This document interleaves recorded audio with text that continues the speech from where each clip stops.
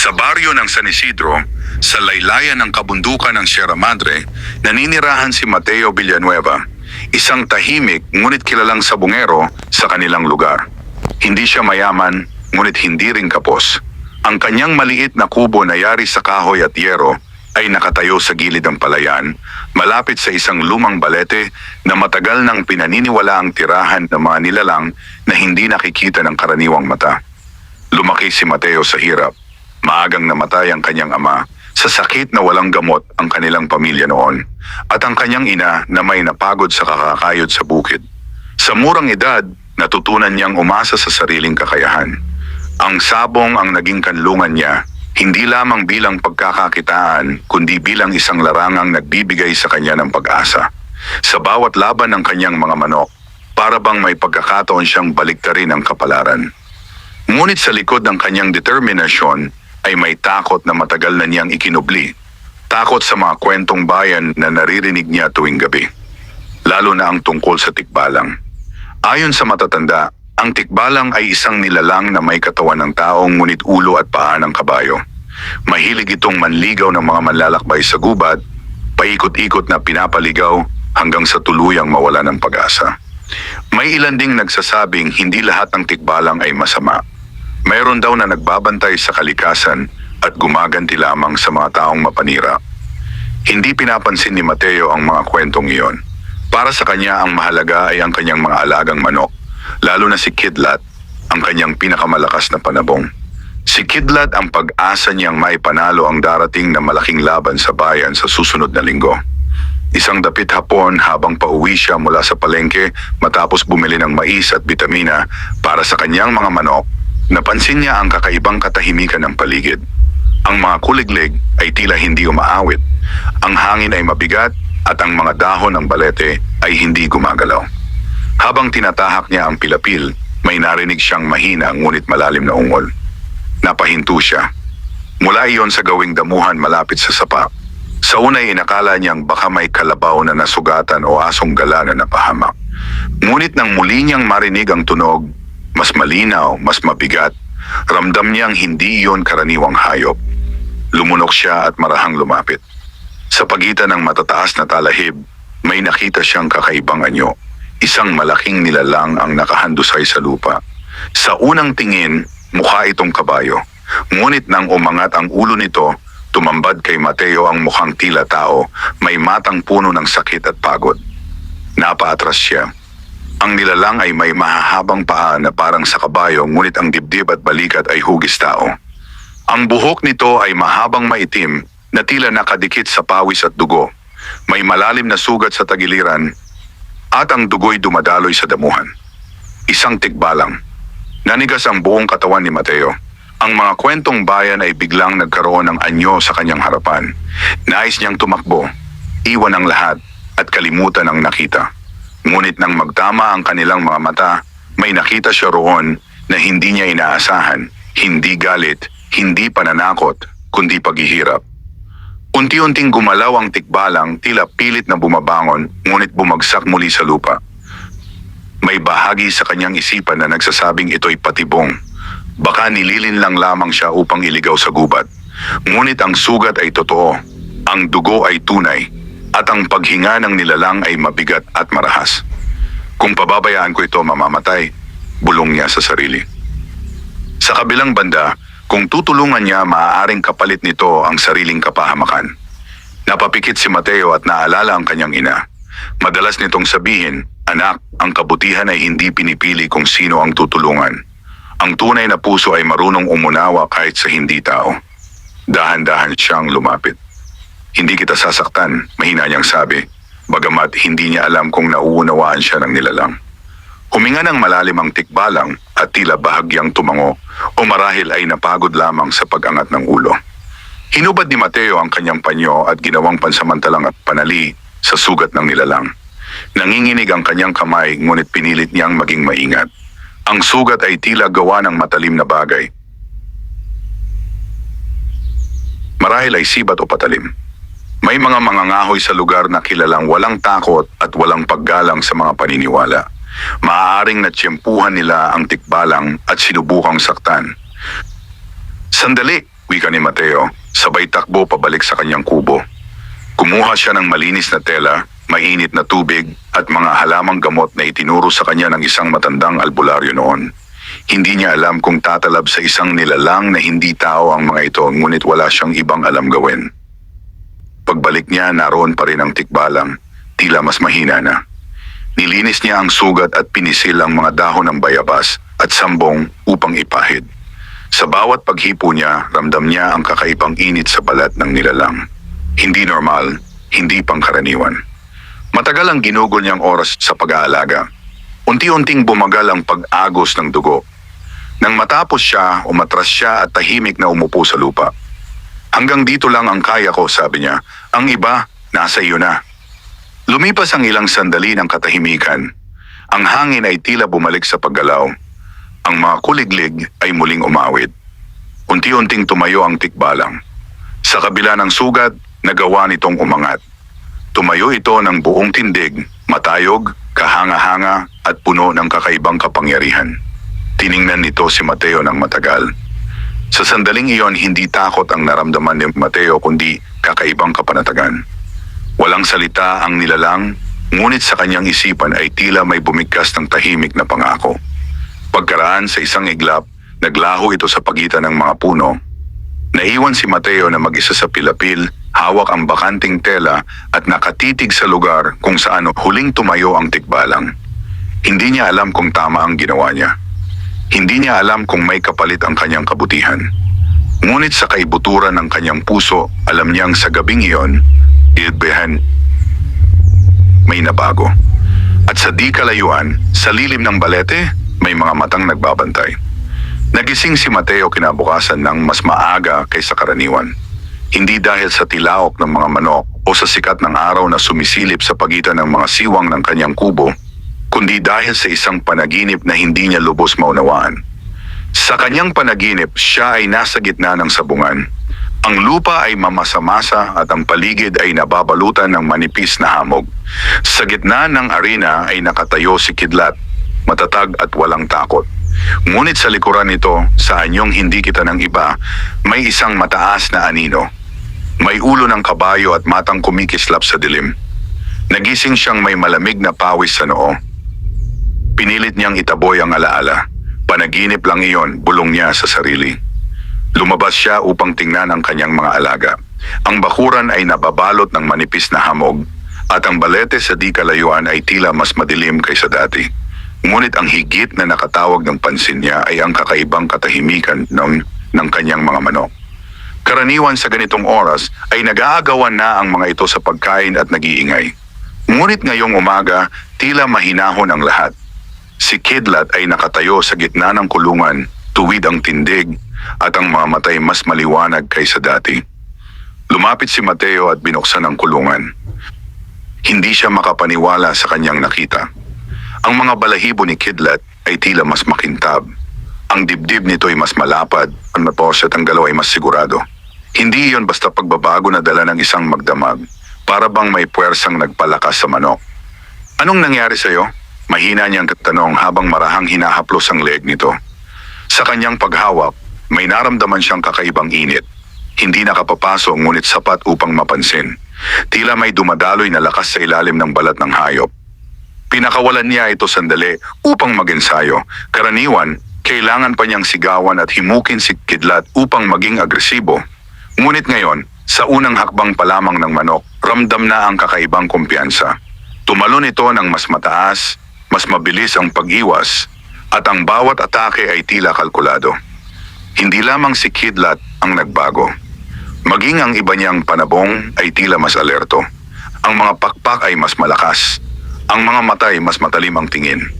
Walang palatandaan ng sakit o pagod. Napaupo si Mateo sa isang kahoy na bangko. Hindi siya mangmang pagdating sa pag-aalaga ng manok. Alam niya ang epekto ng tamang pagkain, bitamina at pahinga. Ngunit ang nakikita niya ngayon ay lampas sa karaniwan. Pumasok sa isip niya ang sugatang tikbalang. Ang mga mata nitong puno ng sakit. Ang sandaling nagtagpo ang kanilang paningin. At ang pakiramdam na may ibinulong sa kanyang isipan.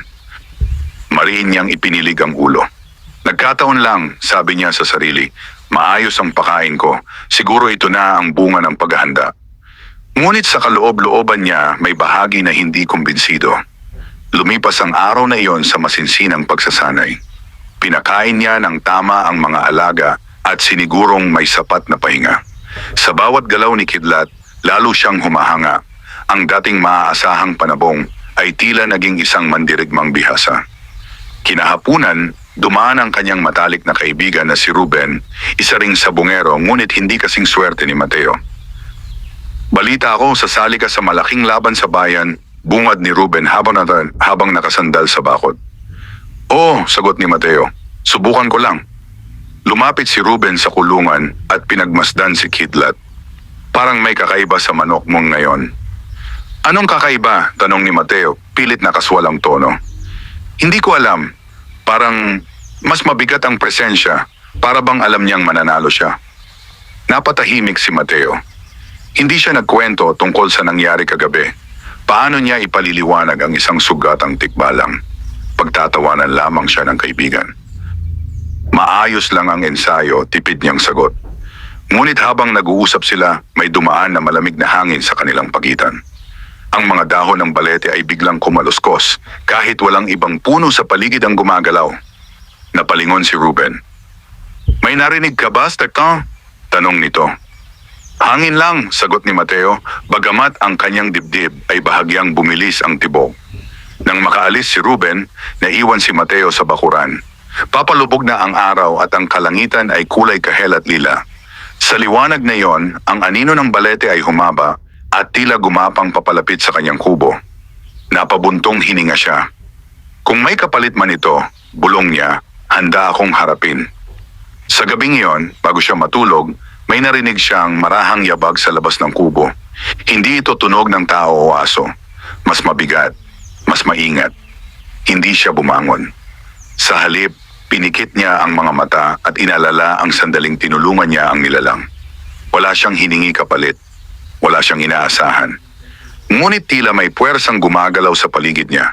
Isang presensyang nagbabantay. Sa gitna ng dilim, sa lilim ng balete, may matang kumikislap. At sa kulungan, si Kidlat ay nakatayo, gising, at nakatingin sa parehong direksyon. Dumating ang araw ng laban ng may dalang kakaibang bigat sa dibdib ni Mateo. Hindi ito ang karaniwang kaba na nararamdaman ng isang sabungero tuwing may pustahan. May halo itong pag-asa at pangamba, isang pakiramdam na tila may nakamasid sa bawat hakbang niya. Maaga siyang gumising upang ihanda si Kidlat. Maingat niyang nilinis ang mga balahibo nito at sinuri ang mga paa, pakpak at mata. Wala siyang nakitang anumang kapintasan. Sa halip, lalo niyang napansin ang kakaibang lakas na tila sumisiklab sa bawat galaw ng kanyang panabong. Tahimik ang umaga. Maging ang balete sa tabi ng kanyang kubo ay hindi kumikilos, bagaman walang hangin na dumaraan. Bago siya umalis, sandali siyang napahinto at napatingin sa puno. Hindi niya alam kung bakit, ngunit tila may kung anong bumubulong sa kanyang kalooban. Hindi ko alam kung ano ang kapalit, mahina niyang sabi, pero hindi ko pinagsisihan ang pagtulong. Walang sumagot. Isinakay niya si Kidlat sa kahon at naglakad patungong bayan, kung saan gaganapin ang malaking laban. Ang sabungan ay puno ng tao, mga kilalang sabungero, negosyante at mga taong sabik sa laban. Ang hangin ay mabigat sa usok ng sigarilyo at amoy ng lupa. Maraming tumingin kay Mateo nang makita siyang papasok. Kilala siya bilang isang masipag, ngunit hindi pa kailanman nanalo sa malalaking laban. Handa ka na ba? Tinawin nyo na ibon eh. Handa na ba? Tanong ni Ruben na sumalubong sa kanya. Handa naman, sagot ni Mateo, bagaman may kakaibang kumpiyansa sa kanyang tinig na hindi niya maipaliwanag. Tinawag ang unang pares. Nang marinig ang pangalan ni Mateo, tila may bahagyang pag-ugong sa paligid. Ang kalaban niya ay si Don Emilio, isang kilalang mayaman at veteranong sabungero na bihirang matalo. Ang manok nito ay kilala sa bilis at bagsik. Malas mo kaibigan, bulong ni Ruben. Si Don Emilio agad. Ngunit hindi nakaramdam ng takot si Mateo. Sa halip, may kakaibang kapanatagan siyang nadama habang inilalabas si Kidlat sa kahon. Nang ilapag ang dalawang manok sa gitna ng arena, tila nagbago ang ihip ng hangin. May ilang nakaramdam ng lamig kahit tirik ang araw. Nagkatitigan ang dalawang panabong. Ang manok ni Don Emilio ay agad na sumugod, mabilis at agresibo. Ngunit si Kidlat ay hindi nagpaapekto. Sa isang iglap, umiwas ito ng may hindi pangkaraniwang bilis at ang unang atake ng kalaban ay sumayad lamang sa hangin. May bahagyang bulungan sa mga manonood. Muling sumugod ang kalaban, ngunit sa pagkakataong ito, si Kidlat ang unang umatake. Ang galaw nito ay eksakto, parang alam nito ang susunod na hakbang ng kalaban. Sa loob lamang ng ilang sandali, malinaw na ang lamang. Napahawak si Don Emilio sa kanyang sombrero, hindi makapaniwala sa nangyayari. Ang kanyang manok, na kilalang halos hindi matalo, ay tila nawalan ng ritmo. Isang huling pagtalon ni Kidlat ang tumapos sa laban. Tumahimik ang sabungan bago sumabog sa ingay. May mga hiyawan ng tuwa at pagkagulat. Hindi inaasahan ng marami ang kinalabasan.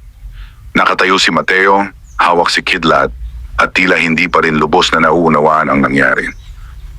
Tumapit si Don Emilio, seryoso ang muka. Magaling ang manok mo, sabi nito. Hindi karaniwan. Salamat po, magalang na tugon ni Mateo. Ngunit sa kanyang isipan, bumalik ang alaala ng sugatang tikbalang, ang sugat na kanyang nilinis. Ang mga matang tumitig sa kanya nang may hindi maipaliwanag na lalim. Hindi natapos ang araw sa isang laban lamang. Sumunod pa ang mga panalo. Sa bawat laban ni Kidlat, mas lalo itong nagiging matatag. Hindi ito tila napapagod. Hindi rin ito nasusugatan ng malubha.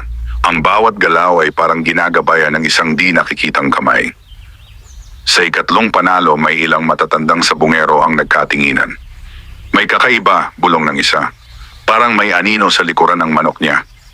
Anino? Tanong ng kasama.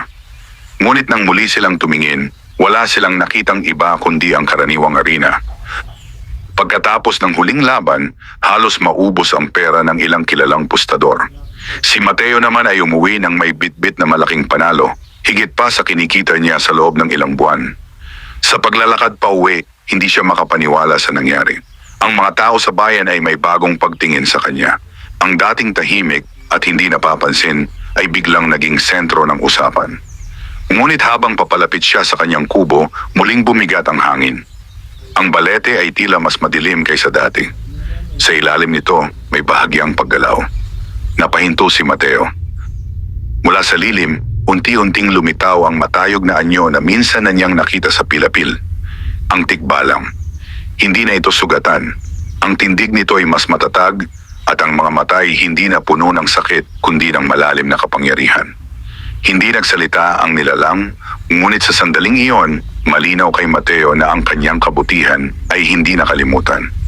At ang unang panalo ay simula pa lamang. Hindi gumalaw si Mateo habang nakatayo sa harap niya ang tikbalang. Ang liwanag ng papalubog na araw ay tumama sa matayog na anyo nito at sa unang pagkakataon ay nakita niya ang nilalang ng malinaw. Hindi na sugatan, hindi na nanghihina, kundi ganap ang lakas. Ang sugat sa tagiliran nito ay wala na. Walang bakas ng dugo. Tila ba hindi ito kailanman nasaktan. Ngunit ang mga mata nito, ang mga matang minsang puno ng paghihirap, ngayon ay may kakaibang lalim. Hindi iyon galit, hindi rin tuwirang pasasalamat. Mayroon itong katahimikan na may halong kapangyarihan. Hindi ko hiningi ang kapalit. Mahina ngunit malinaw na sabi ni Mateo. Sa sandaling iyon tila nagbago ang paligid. Ang hangin ay huminto, ang mga dahon ng balete ay tumigil sa paggalaw. May kung anong pumasok sa kanyang isipan. Hindi salita, ngunit malinaw na diwa. Ang kabutihan ay hindi nalilimutan. Napapikit si Mateo, hindi sa takot kundi sa bigat ng pakiramdam. Nang muli niyang imulat ang mga mata, nakatayo pa rin ang tikbalang, ngunit tila bahagyang lumalabo ang anyo nito. Kung may kapalit man ito, bulong niya, sabihin mo. Isang mahabang sandali ng katahimikan ang lumipas. Pagkatapos marahang umangat ang kanang paa ng tikbalang at idiniin sa lupa. May bahagyang pagyanig na hindi naramdaman ng buong baryo para lamang sa maliit na lupang kinatatayuan ni Mateo. Mula sa lupa, may tila manipis na alon ng hangin na umikot sa kanyang paligid at saka naglaho. Sa loob ng kanyang dibdib, may naramdaman siyang kakaibang init, Hindi tulad ng init ng apoy kundi init ng lakas. At sa isang iglap, naglaho ang tikbalang sa dilim ng balete. Naiwan si Mateo na nakatayo, hawak ang hawla ni Kidlat at pinipilit unawain ang nangyari. Kinabukasan, mas naging malinaw ang pagbabago.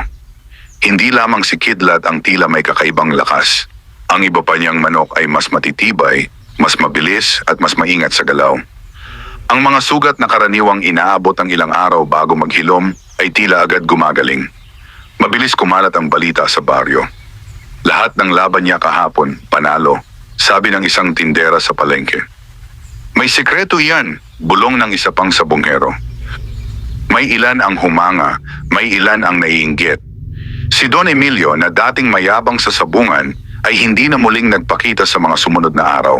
Sa halip, nagpadala ito ng tauhan upang magtanong kung ano ang ipinapakain ni Mateo sa kanyang mga manok.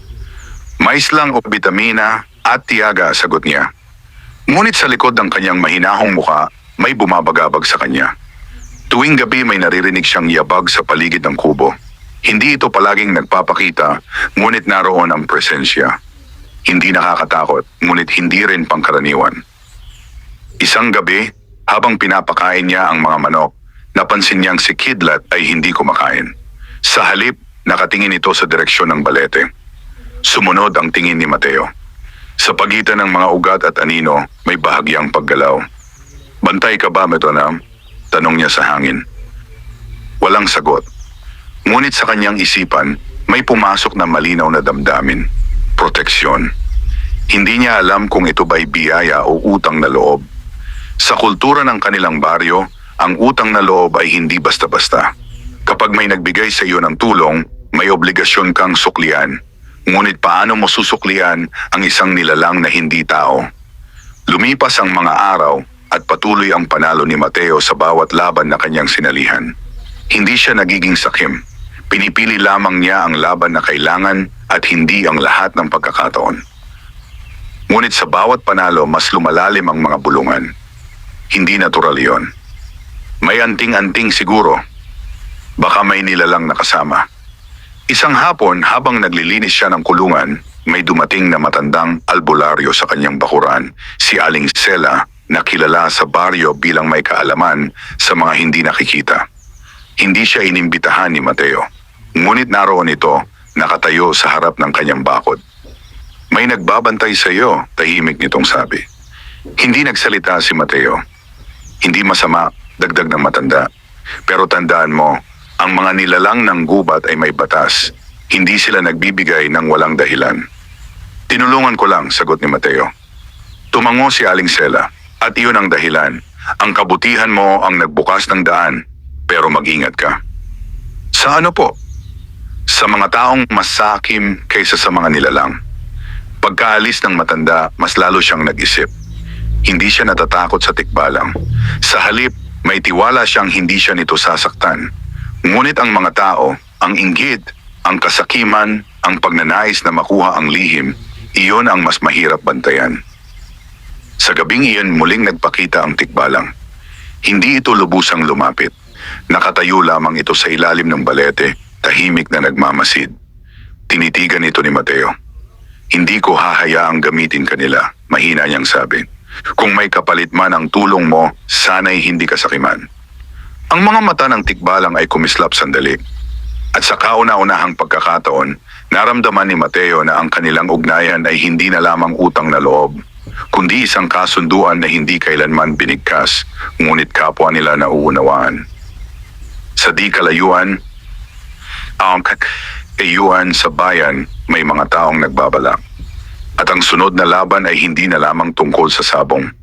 Hindi nagtagal ay dumating ang hamon na tila matagal nang naghihintay kay Mateo. Isang umaga, habang abala siya sa pagpapakain ng mga manok, may dumating na sasakyan sa tapat ng kanyang bakuran. Isang itim at makintab na pickup na hindi karaniwang nakikita sa baryo. Mula rito'y bumaba ang dalawang lalaking nakapolo at may suot na mamahaling relo. Kasunod nila ang isang lalaking may tindig na sanay sa utos at kapangyarihan. Si Victor Montenegro, isang kilalang negosyante at sabungero sa probinsya. May mga sabungan siya sa iba't ibang bayan at kilala sa pagkuha ng pinakamahusay na panabong anuman ang halaga. Lumapit si Victor sa bakod ni Mateo at pinagmasdan ang mga manok. Ikaw si Mateo Villanueva, sabi nito. Hindi bilang tanong kundi bilang kumpirmasyon. Opo, mahinahong sagot ni Mateo. Marami akong naririnig tungkol sa iyo. Lahat daw ng laban mo nitong mga nakaraang linggo, panalo. Hindi nagsalita si Mateo. Sanay na siya sa mga tanong, ngunit iba ang pakiramdam sa harap ng lalaking ito. Mayroong malamig na pagsusuri sa mga mata ni Victor, hindi paghanga, kundi interes. Lumapit si Victor sa kulungan ni Kidlat. Ito ba ang pangunahing panabong mo? Opo. Matagal itong tumitig kay Kidlat na sa pagkakataong iyon ay nakatayo ng tuwid, hindi umaatras sa presensya ng bisita. Magkano? Diretsong tanong ni Victor. Hindi agad sumagot si Mateo. Hindi po ibinebenta. Bahagyang ngumiti si Victor. Lahat ay may presyo. Hindi po lahat. Nag-iba ang anyo ng ngiti ng negosyante. Kung ganoon, sumali ka sa invitational derby ko sa susunod na linggo. Pinakamalalakas na panabong sa buong lalawigan ang naroon. Malaking pusta. Malaking premyo. Tahimik si Mateo. Hindi ito basta paanyaya. Isa itong pagsusulit. Kapag tumanggi siya, maaaring isipin ng marami na natatakot siya. Kapag sumali naman siya, haharap siya sa mga kalabang sanay sa maruming laro. Kailan po? Tanong niya sa wakas. Sabado, sa bayan ng Santa Lucia, dadalhin ko ang pinakamahusay kong panabong. Tumango si Mateo.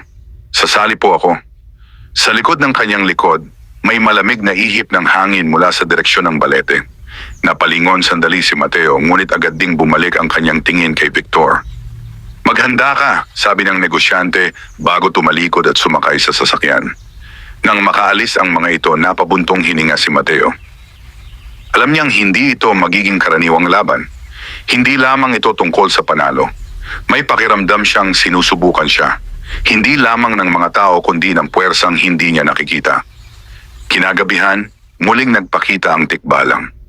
Hindi ito agad lumapit. Nakapwesto ito sa pagitan ng mga puno, kalahati nakatago sa dilim. Ngunit malinaw ang presensya nito.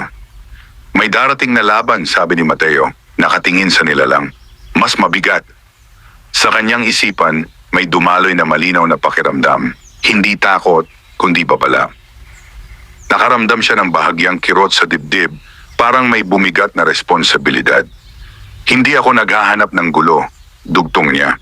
Pero hindi ko rin tatakbuhan. Sa sandaling iyon, lumapit ang tikbalang ng ilang hakbang. Ang lupa sa ilalim nito ay tila bahagyang nanginginig, ngunit hindi ito marahas. Tumigil ito sa hangganan ng anino at liwanag. May kung anong nabuo sa pagitan nila, isang tahimik na pag-unawa. Hindi ito simpleng biyaya na basta ibinigay. Isa itong proteksyon na may kasamang tungkulin. Sa mga sumunod na araw, mas pinaigting ni Mateo ang pagsasanay. Hindi siya umasa sa kung anong misteryosong lakas ang dumadaloy kay Kidlat. Tinuruan niya ito ng disiplina, timing, at pagtitimpi. Inobserbahan niya ang galaw nito, tiniyak na hindi ito nagiging pabaya dahil sa sunod-sunod na panalo. Ngunit may napansin siya. Tuwing papalapit ang gabi, si Kidlat ay nagiging mas tahimik. Hindi ito natutulog agad. Nakatingin lamang ito sa balete, tila may kausap na hindi naririnig ng tao. Isang gabi, habang pinagmamasdan niya ang manok, may biglang dumating na pangamba sa kanyang dibdib. Paano kung hindi lamang siya ang may alam sa presensya ng tikbalang? Paano kung may iba ring nakapansin?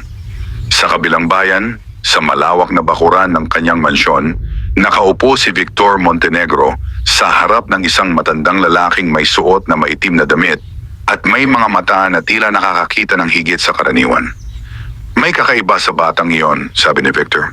Hindi normal ang sunod-sunod na panalo. Tahimik ang matanda. Alamin mo kung ano ang sekreto niya, utos ni Victor. Dahan-dahang tumango ang matanda. Sa gabing iyon, habang tahimik ang baryo ni Mateo, may isa pang presensiyang gumalaw sa dilim. Hindi mula sa balete, kundi mula sa mas malayong kagubatan. And sa unang pagkakataon, ang tikbalang ay hindi nag-iisa sa pagbabantay. 3 gabi bago ang invitational derby sa Santa Lucia, naging mas mabigat ang pakiramdam ng paligid sa baryo ni Mateo. Hindi ito ang karaniwang lamig ng gabi o ang karaniwang katahimikan ng kabukiran. May kung anong gumagalaw sa dilim, hindi lantad, ngunit malinaw sa pakiramdam. Habang inaayos niya ang kulungan ni Kidlat, napansin niyang hindi mapakali ang mga manok. Hindi sila maingay, ngunit may kakaibang tensyon sa kanilang galaw. Si Kidlat, na dati kalmado ay nakatayo lamang at tila may pinakikinggan. Napalingon si Mateo sa direksyon ng balete. Nandoon ang tikbalang. Ngunit iba ang tindig nito ngayon. Hindi ito basta nagbabantay. Ang katawan nito ay bahagyang nakatagilid. Ang mga taingay tila nakikinig sa mas malayong tunog. Ang mga mata nito ay hindi nakatuon kay Mateo kundi sa gawing silangan sa direksyon ng kagubatan. May iba. Nararamdaman din iyon ni Mateo. Hindi niya makita, ngunit may presensyang hindi pamilyar. Hindi ito ang tahimik at matatag na lakas ng tikbalang. May halong paniniktik ang kilos nito. Kinabukasan may isang lalaking dumating sa baryo. Hindi ito kilala ng mga taga roon. Nakasuot ito ng simpleng damit, ngunit may kakaibang talim ang mga mata. Nagpakilala itong si Andres, isang naglalakbay na mangangalakal ng halamang gamot. Ngunit hindi siya nagdala ng paninda. Dumaan ito sa bakuran ni Mateo kunway naghahanap ng bibili ng dahon ng lagundi. Ngunit ang mga mata nito ay hindi sa mga halaman na katuon, kundi sa kulungan ng mga manok. Magaganda ang alaga mo, sabi nito na may bahagyang ngiti. Pinaghirapan ko po, sagot ni Mateo. Lumapit si Andres sa bakod at tila nagmasid. Sa sandaling iyon, nakaramdam si Mateo ng katotoong ng kakaibang lamig, hindi mula sa hangin, kundi mula sa presensya ng lalaki. Maraming nagsasabi na hindi karaniwan ang panalo mo, patuloy nito. May sikreto ka raw. Wala po, maikli niyang tugon. Matagal siyang tinitigan ni Andres, parang sinusukat ang kanyang mga salita. Sa likuran ng bakuran, sa ilalim ng balete, bahagyang gumalaw ang mga anino. Hindi nakita ni Andres ang tikbalang. Ngunit sa isang iglap, napakurap ito at tila nawala ng balanse. Parang may dumaan na malakas na hangin kahit walang gumagalaw na dahon. Napaatras ito ng isang hakbang. Mag-iingat ka, sabi ni Andres bago tumalikod. Hindi lahat ng gustong malaman ang sikreto mo ay may mabuting hangarin. Pagkaalis nito, hindi agad gumalaw si Mateo. Alam niya kung sino ang nagpadala sa lalaki. Hindi niya kailangang marinig ang pangalan ni Victor upang maunawaan. Kinagabihan, mas malinaw ang presensya ng tikbalang. Lumapit ito ng mas malapit kaysa dati, halos nasa hangganan ng bakod. Sa ilalim ng buwan, ang anyo nito'y mas malinaw, hindi nakakatakot, kundi maringal. Hindi ko hiniling ang lakas na ito, mahina niyang sabi. Sa kanyang isipan, may dumaloy na malinaw na pakiramdam, ang lakas ay ibinibigay sa marunong gumamit. Ngunit kasabay nito, may isa pang damdaming sumunod, may kapalit ang panghihimasok ng iba. Naramdaman ni Mateo ang bigat ng mga salitang hindi binigkas. Hindi siya ang target ng paniniktik. Ang tikbalang ang hinahanap nila. E kung may mangyaring masama, maaaring siya ang maging daan. Sa kabilang bayan, sa mansyon ni Victor, nakaupo si Andres sa harap ng negosyante. May presensya roon, sabi nito. Hindi karaniwan, hindi tao. Anong klaseng presensya? Tanong ni Victor.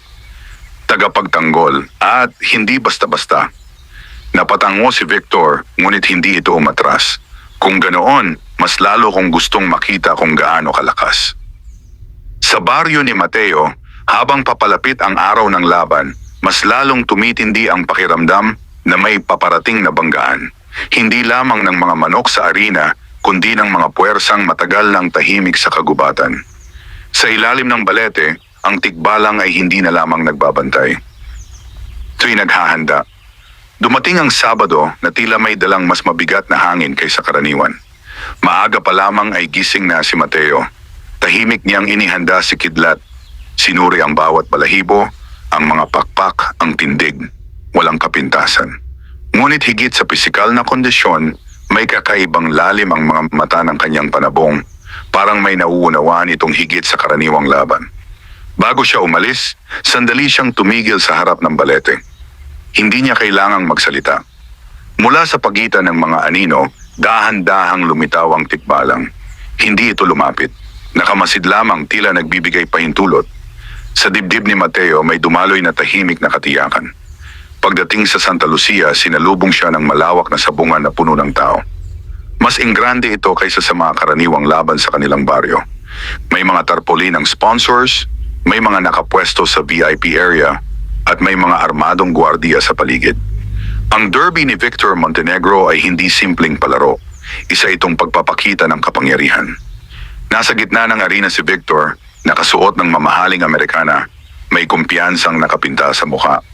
Nang makita niya si Mateo, bahagya siyang ngumiti. "Dumating ka," sabi nito. "Hindi ako umatras," tugon ni Mateo.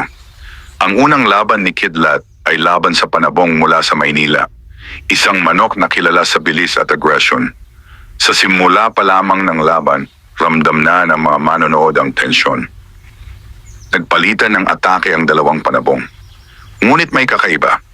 Sa bawat pagtalon ng kalaban, tila may bahagyang pagudlot, parang may saglit na pag-aalinlangan. Samantala si Kidlat ay kumikilos ng may eksaktong tiyempo, hindi nagmamadali, hindi natitinag. Hindi ito madaling laban. May ilang sandaling muntik ng tamaan si Kidlat sa pakpak. Ngunit sa bawat pagkakataon, tila may di nakikitang gabay na humihila sa kanya palayo sa panganib. Sa huli, sa isang matatag na pagtalon, nakuha ni Kidlat ang panalo. Nagpalakpakan ang ilan, ngunit ang iba ay tahimik, nag-oobserba. Hindi natuwa si Victor. Nakatingin lamang ito, tila mas lalong naging interesado. Sumunod ang ikalawang laban. Sa pagkakataong ito, ang kalaban ay isa sa mga personal na panabong ni Victor. Isang manok na tinawag nilang Bagyong Itim. Kilala ito sa bilis at lakas ng sipa. Marami ang nagsabing ito ang magpapatigil sa sunod-sunod na panalo ni Mateo. Sa simula pa lamang agresibo na ang Bagyong Itim. Sunod-sunod ang atake nito, halos hindi binibigyan ng espasyo si Kidlat. Napahawak si Mateo sa gilid ng arena. Sa unang pagkakataon mula nang magsimula ang kanyang sunod-sunod na panalo, naramdaman niya ang tunay na pangamba. Mula sa malayo sa labas ng sabungan, may bahagyang pag-ihip ng hangin. Hindi ito napansin ng karamihan. Ngunit si Mateo ay napalingon sandali at sa pagitan ng mga puno sa labas ng arena, may nakita siyang aninong matayog. Ang tikbalang. Hindi ito pumapasok sa sabungan. Hindi ito nakikialam ng lantaran. Ngunit naroon ito, tahimik na nagbabantay. Bumalik ang tingin ni Mateo sa laban. Sa isang kritikal na sandali, muntik nang tamaan si Kidlat sa leeg. Ngunit sa huling segundo, umiwas ito sa paraang hindi inaasahan. Parang alam na alam nito ang eksaktong anggulo ng atake. Ang mga mata ni Victor ay bahagyang nanlaki. Sa loob lamang ng ilang saglit, nagbago ang takbo ng laban. Ang agresibong Bagyong Itim ay tila napagod. Ang bawat atake nito ay nagiging mas mabagal. Samantala si Kidlat ay nananatiling matatag. Isang malinis at tiyak na pagtalon ang tumapos sa laban. Tahimik ang sabungan sa loob ng ilang segundo bago muling umingay. 2 panalo. Lumapit si Victor kay Mateo pagkatapos ng laban. Hindi na ito ngumiti. "Hindi ito normal," sabi nito. "Pinaghirapan ko ang manok ko," sagot ni Mateo. "Tingnan natin hanggang saan ka aabot." Ang huling laban ng araw ay para sa kampeonato ng derby.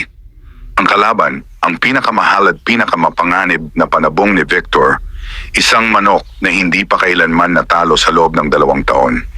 Habang inihahanda ang arena, may kakaibang tensyon na bumalot sa paligid. Maging ang ilang matatandang sabungero ay napapansin ang bigat ng hangin. Sa labas ng sabungan, ang mga dahon ng mga puno ay biglang kumaluskos kahit walang hangin. At sa mas malayong bahagi ng kagubatan, may isa pang presensyang gumalaw. Hindi kasing tahimik ng tikbalang, kundi mas mapanuri. Sa loob ng arena, nagkatitigan ang 2 panabong. Sa sandaling iyon, hindi lamang panalo ang nakataya.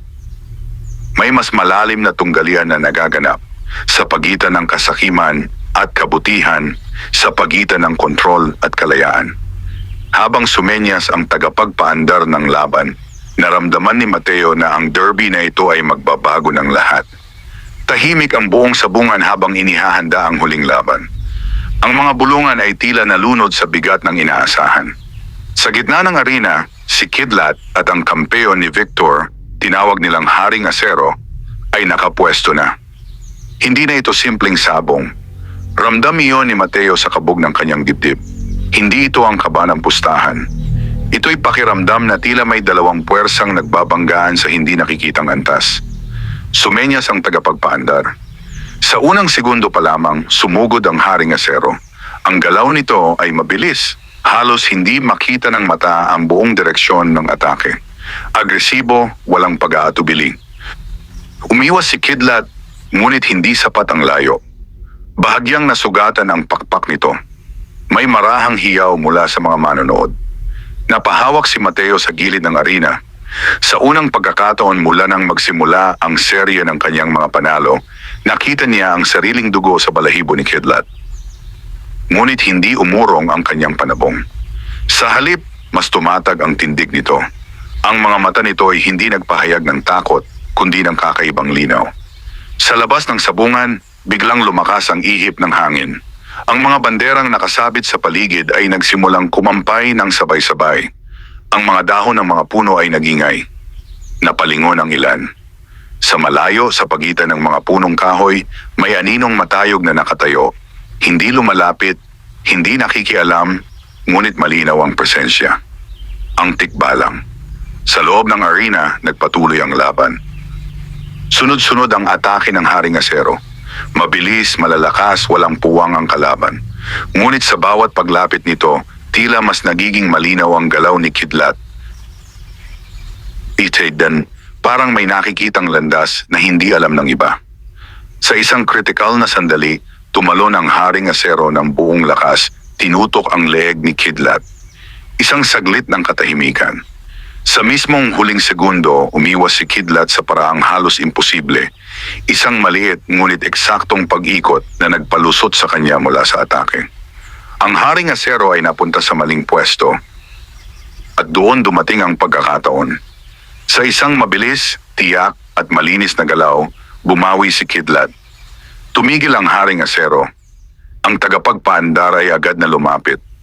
Ilang segundo ang lumipas na tila napakahaba.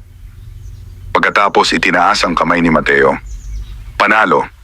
Sa unang pagkakataon, walang sigawan ng tuwa mula kay Mateo. Hindi siya tumalon, hindi siya sumigaw. Tahimik lamang siyang tumayo, hawak si Kidlat habang ang buong sabungan ay nabalot ng halo-halong reaksyon, pagkagulat, paghanga at pagdududa. Lumapit si Victor, mabagal ang hakbang. Hindi ito basta galing, sabi nito, mababa ang tinig. May kasama ka. Diretso ang tingin ni Mateo. May kasama ang lahat ng tao, ang sarili nilang konsensya. Hindi ngumiti si Victor. Sa likod nito, naroon si Andres, tahimik na nagmamasid. Ang kanyang mga mata ay tila may hinahanap sa paligid. Saka, biglang nagdilim ang kalangitan. Hindi yung bagyo. Walang ulap na makapal. Ngunit tila may panandali ang pag-anino sa araw. Ang mga manonood ay napatingala. Sa gilid ng sabungan, ang ilang kabayo na nakatali ay biglang naging balisa, parang may naramdamang presensyang hindi pangkaraniwan. Sa loob ng ilang segundo, may bigat na bumalot sa paligid. Pagkatapos, unti-unting bumalik ang liwanag. Nang muling tumingin si Mateo sa direksyon ng kagubatan, wala na ang aninong matayog. Ngunit alam niyang naroon ito kanina. Hindi ito nakialam. Hindi nito hinawakan ang laban. Ngunit ang presensya nito ay sapat na upang ipaalala na ang laban na ito ay hindi lamang sa pagitan ng dalawang panabong. Matapos ang seremonya, ibinigay kay Mateo ang malaking premyo. Mas malaki pa kaysa sa kanyang inaasahan. Ang mga tao ay nagsimulang magtanong, mag-usisa, maghinala. Ngunit sa kabila ng tagumpay, hindi magaan ang pakiramdam ni Mateo. Habang pauwi siya, may kakaibang katahimikan sa kanyang dibdib. Sa di kalayuan, sa mansyon ni Victor, tahimik na nag-uusap ang negosyante at si Andres. Hindi simpleng swerte, sabi ni Andres, may nagbabantay sa kanya at hindi basta-basta. Kung ganoon, sagot ni Victor, malamig ang tinig, kailangan nating paghiwalayin sila. Sa baryo, pagdating ni Mateo sa kanyang kubo, sinalubong siya ng pamilyar na anino sa ilalim ng balete. Lumapit siya ng ilang hakbang. Nanalo ako, sabi niya. Tahimik ang tikbalang. Ngunit sa gabing iyon, sa unang pagkakataon, naramdaman ni Mateo ang bahagyang pag-aalala mula sa nilalang. Parang may paparating na panganib na hindi pa niya nakikita. Sa kanyang isipan, may dumating na malinaw na mensahe. Ang pinakamapanganib na laban ay hindi sa arena. Pagkatapos ng derby sa Santa Lucia, nagbago ang ihip ng hangin sa baryo ni Mateo. Hindi na lamang siya kilala bilang masipag na sabungero. Siya na ngayon ang lalaking walang talo. Ang mga dating hindi pumapansin sa kanya ay biglang naging magiliw. May mga nag-aalok ng puhunan, may mga nagmumungkahi ng pakikipagsosyo, at may mga tahimik na nagmamasid mula sa malayo. Ngunit sa likod ng papuri at ngiti, ramdam ni Mateo ang pagbigat ng paligid. Sa bawat gabi, mas madalas magpakita ang tikbalang sa ilalim ng balete. Hindi ito lumalapit ng sobra, ngunit hindi rin ito tuluyang nawawala. Para itong bantay na hindi natutulog. Isang hapon habang inaayos ni Mateo ang bakod, dumating muli si Andres. Hindi na ito nagkunwaring mga ngalakal. Diretso itong lumapit at tumigil ilang hakbang mula sa kanya. Marami ka nang napapansin, hindi ba? Tanong nito. Hindi sumagot si Mateo. Alam mo kung bakit ka nananalo. Pinaghirapan ko ang bawat laban. Ngumiti si Andres, ngunit walang init ang ngiting iyon. Hindi ako bulag. May presensya roon sa inyo. Isang tagapagtanggol. Nanatiling tahimik si Mateo, ngunit sa kanyang likuran, tila bahagyang lumamig ang hangin. Hindi kami interesado sa manok mo, patuloy ni Andres. Ang gusto namin ay ang pinanggagalingan ng lakas. Walang pinanggagalingan, sagot ni Mateo. Walang anting-anting, walang ritual. Hindi mo kailangang aminin, sabi ng lalaki. Pero tandaan mo ito, ang mga nilalang ng gubat ay hindi dapat nakikialam sa mundo ng tao. May hangganan. Sa sandaling iyon, isang malakas na ihip ng hangin ang dumaan sa pagitan nila. Ang mga dahon ng balete ay kumaluskos ng sabay-sabay. Napalingon si Andres sa puno. Hindi niya nakita ang tikbalang. Ngunit naramdaman niya. Bahagya siyang napaatras. Sabihin mo sa kanya, sabi ni Andres, tinutukoy ang presensyang hindi nakikita, na hindi lahat ng tao ay kasing bait mo. Pagkaalis nito, matagal na nakatayo si Mateo sa bakuran. Sa unang pagkakataon, malinaw sa kanya na hindi lamang si Victor ang may interes. May iba pang nakakaalam sa presensya ng tikbalang. Kinagabihan, mas lumapit ang tikbalang kaysa dati. Halos abot kamay na ito mula sa bakod. Sa ilalim ng buwan, ang anyo nito ay tila mas mabigat, mas seryoso. Hinahanap ka nila, sabi ni Mateo, mahina ngunit diretso. Sa kanyang isipan, may dumating na malinaw na damdamin. Alam ko, hindi ko ginusto ang laban na ito. Hindi rin ako, tila tugon ng presensya. Ngunit kasunod nito'y isang mas mabigat na pakiramdam. May batas ang aming mundo. Napaupo si Mateo sa lupa. Kung may hangganan, sabihin mo sa akin. Sa kanyang dibdib, may biglang pag-init, kasabay ng malinaw na pag-unawa. Ang tikbalang ay hindi nagbibigay ng kapangyarihan ng walang dahilan. Ang lakas na dumadaloy kay Kidlat ay hindi manipulasyon, kundi proteksyon. Hindi nito ginagabayan ang bawat galaw, pinatitibay lamang nito ang loob ng taong hindi sakim. Ngunit kung gagamitin iyon sa kasakiman, magbabago ang lahat. Sa kabilang dako ng lalawigan, sa isang liblib na lugar sa paanan ng bundok, may ginagawang ritual si Andres at ang matandang albularyo na kasama ni Victor.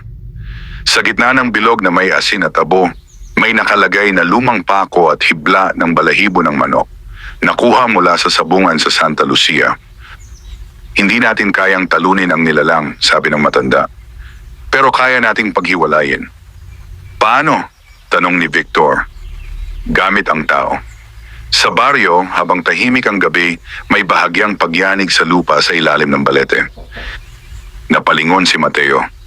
Sa unang pagkakataon, naramdaman niya ang galit mula sa tikbalang, hindi marahas ngunit matatag. May gumagalaw sa kagubatan. At ang susunod na hakbang ay hindi na tungkol sa sabong. Ito'y tungkol sa kung hanggang saan handang ipaglaban ni Mateo ang ugnayang nabuo sa pagitan nila ng nilalang. Sa dilim ng gabi, isang anino ang gumapang papalapit sa baryo, hindi upang umatake, kundi upang manubok. At sa ilalim ng balete, ang tikbalang ay naghihintay. Mula ng gabing iyon, hindi na naging payapa ang paligid ng kubo ni Mateo. Ang mga manok ay nagiging balisa pagsapit ng hating gabi. May mga sandaling bigla silang magigising at magpapagaspas ng pakpak na tila may nararamdamang hindi nila nakikita. Si Kidlat, na dati kalmado kahit sa gitna ng ingay, ay nagiging alerto tuwing sasapit ang malalim na dilim. Hindi yun likas na takot. Iyon ay babala. Isang gabi habang nakaupo si Mateo sa labas ng kanyang kubo, may napansin siyang kakaiba sa lupa sa ilalim ng balete. May manipis na guhit ng abo na nakapalibot sa puno. Hindi iyon naroon noong nakaraang araw. Tumayo siya at marahang lumapit. Ang abo ay tila inilagay ng maingat, parang isang bilog na may layuning magtakda ng hangganan. Sa sandaling tinapakan niya ang gilid nito, may dumaloy na malamig na kirot sa kanyang dibdib. Napaatras siya. Sa pagitan ng mga ugat ng balete, lumitaw ang tikbalang, ngunit hindi ito makalapit sa kanya tulad ng dati. Para bang may hindi nakikitang pader na humahadlang. Sa unang pagkakataon, nakaramdam si Mateo ng tunay na takot. May gumawa nito, mahina niyang sabi. Sa kanyang isipan, may malinaw na tugon, oo. Hindi galit ang naramdaman niya mula sa nilalang, kundi paghihigpit, parang may pumipigil dito. Kinabukasan, nagpunta si Mateo kay Aling Sela, ang matandang albularyo sa baryo. Pagdating pa lamang niya sa kubo ng matanda, tila alam na nito ang dahilan ng kanyang pagbisita. May gumalaw na laban sa inyo, sabi nito bago pa man siya makapagsalita. May abo sa paligid ng balete, sagot ni Mateo. Hindi siya makalapit. Tahimik na tumango si Aling Sela. May nagtakda ng hangganan, hindi para saktan ka, kundi para paghiwalayin kayo. Bakit? Dahil hindi nila kayang talunin ang nilalang, kaya ikaw ang target. Napayuko si Mateo. May paraan ba para alisin iyon? Tanong niya. May paraan, sagot ng matanda, pero may kapalit. Ano? Kailangan mong pumili. Hindi agad naunawaan ni Mateo ang ibig sabihin nito. Ang ugnayan ninyo ay nakabatay sa tiwala, paliwanag ni Aling Sela. Kung ipaglalaban mo siya, lalalim ang pagkakaugnay ninyo. Ngunit kapag lalalim iyon, hindi ka na basta tao lamang sa mata ng iba. Napahigpit ang kanyang mga kamay. Kung hahayaan mo naman ang hangganan, unti-unti siyang lalayo. Mananatili kang ligtas, ngunit mawawala ang proteksyon. Tahimik ang silid. Sa kanyang isipan, muling pumasok ang mensahe ng tikbalang, ang pinakamapanganib na laban ay hindi sa arena. Kinagabihan, bumalik si Mateo sa balete. Ang bilog ng abo ay naroon pa rin, kumikislap sa ilalim ng buwan. Sa loob nito, ang tikbalang ay nakatayo, tila mas malayo kaysa dati. Lumapit si Mateo sa hangganan. Hindi ko hiniling ang lakas, sabi niya, pero hindi ko rin kayang talikuran ang kabutihang ibinigay mo. Sa sandaling iyon may marahang pagyanig sa lupa. Sa malayong bahagi ng kagubatan, may mga matang nakamasid, si Andres at ang matandang albularyo ni Victor, naghihintay kung ano ang pipiliin ni Mateo. Kung ito ang laban, bulong ni Mateo, haharapin ko. Dahan-dahan niyang tinapakan ang bilog ng abo. Sa unang hakbang may matinding lamig na dumaloy sa kanyang katawan. Parang may pumipigil, parang may nagbabala. Ngunit hindi siya umatras. Sa ikalawang hakbang ang hangin ay biglang umihip ng malakas. Ang mga dahon ng balete ay kumaluskos ng sabay-sabay. Sa ikatlong hakbang ang abo ay tila kumislap at saka nagkalasog-lasog, tinatangay ng hangin na parang hindi kailanman inilagay roon. Sa isang iglap, ang distansya sa pagitan nila ng tikbalang ay naglaho. Lumapit ang nilalang hindi upang manakot, kundi upang tumayo sa kanyang tabi. Sa sandaling iyon may dumaloy na mas malinaw at mas malakas na ugnayan sa pagitan nila. Ngunit kasabay nito, sa malayo, may narinig na marahas na pagputok, parang nabigong ritual. Sa kubo sa paanan ng bundok, napaatras si Andres at ang kanyang kasama tila may pumigil sa kanilang ginagawa. Pinili niya, sabi ng matanda. Sa ilalim ng balete nakatayo si Mateo at ang tikbalang sa iisang liwanag ng buwan. Hindi na ito simpleng utang na loob. Isa na itong paninindigan. At mula sa gabing iyon, alam ni Mateo na ang susunod na kabanata ng kanyang buhay ay hindi na lamang tungkol sa panalo sa sabungan, kundi sa pagharap sa mga taong handang sirain ang anumang hindi nila kayang kontrolin.